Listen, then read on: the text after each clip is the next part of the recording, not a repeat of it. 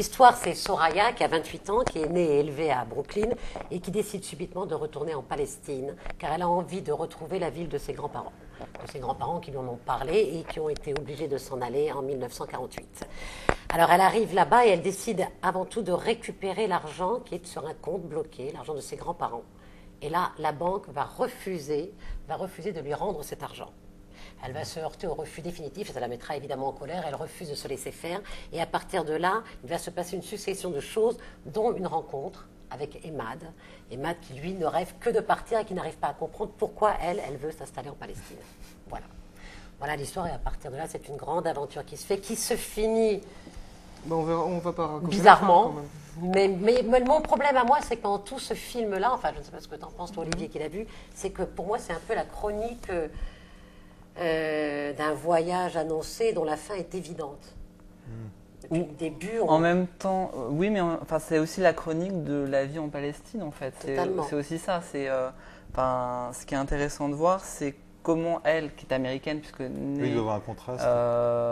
Aux États-Unis, à partir du moment où elle arrive en Israël, elle est considérée comme palestinienne, et là, sa vie va changer totalement. Elle est considérée en même temps, pas totalement, parce qu'elle peut se balader partout avec son passeport américain.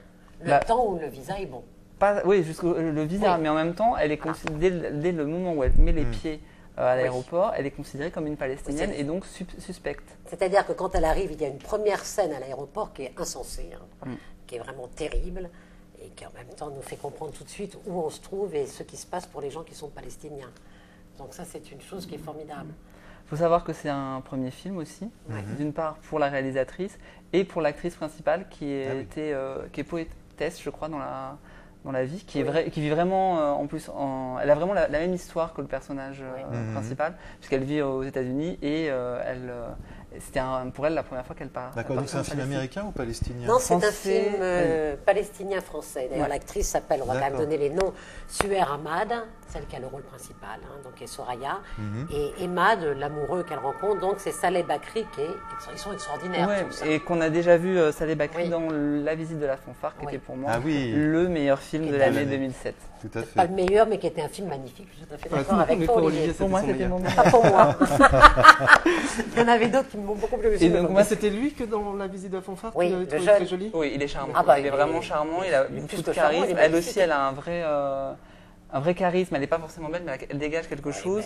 En plus, dans tout le déluge de films israéliens qu'on a vu cette année, parce que ça a été quand même une grande année pour le cinéma israélien, on a enfin un film qui montre l'envers du décor et un film palestinien. Bon, il y avait Les Citronniers qui est un peu à part, puisqu'il parlait d'une femme palestinienne versus une femme israélienne, mais c'était un film israélien. Alors que là, c'est vraiment un film écrit par une palestinienne et avec des acteurs palestiniens qui vivent cette situation-là, d'ailleurs. Voilà. Et d'ailleurs, c'est raconté dans le dossier de presse et je trouvais ça intéressant.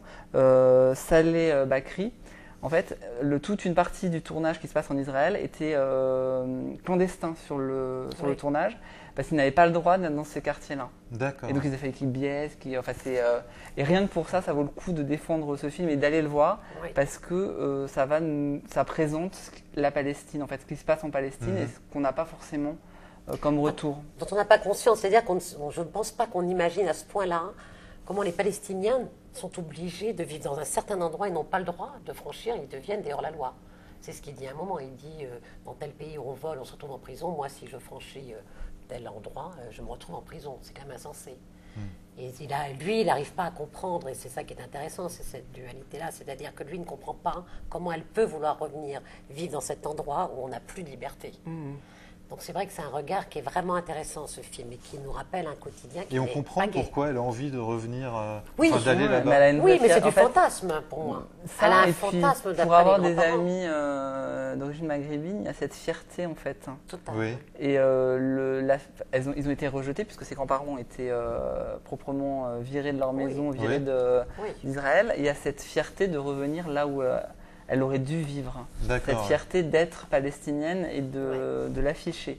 Il y a vraiment ce regard qui est souvent chez les immigrés d'ailleurs, c'est la fierté d'afficher qui ils sont vraiment, de retrouver ses racines. De retrouver des origines.